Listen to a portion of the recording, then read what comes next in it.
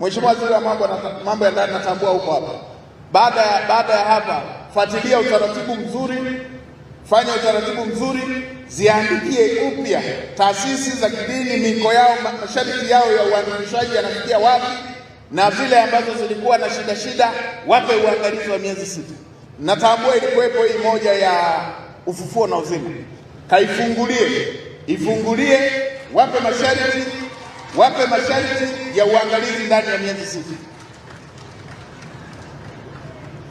Ziandikie taasisi za kidini zote kuzikumbusha miko na mipaka ya ufanyaji kazi sawasawa na sheria na katiba ya nchi yetu na masharti ya taasisi na masharti ya usajili waliopewa.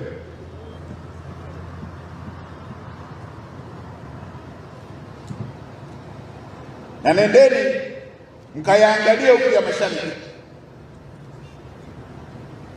Akikosea mmoja, utaratibu wa kufunga kote una madhara kwa wananchi wetu, kwa sababu ibada ni ushirika kati ya binadamu na Mungu, sio na askofu wake wala shehe wake. Ni ibada, ni mahusiano kati ya mwanadamu na Mungu wake.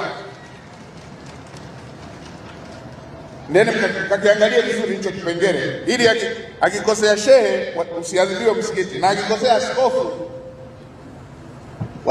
wasiadhibiwe waumini wake, wasinyimwe waumini wake kufanya ibada, kufanya ushirika na Mungu wao.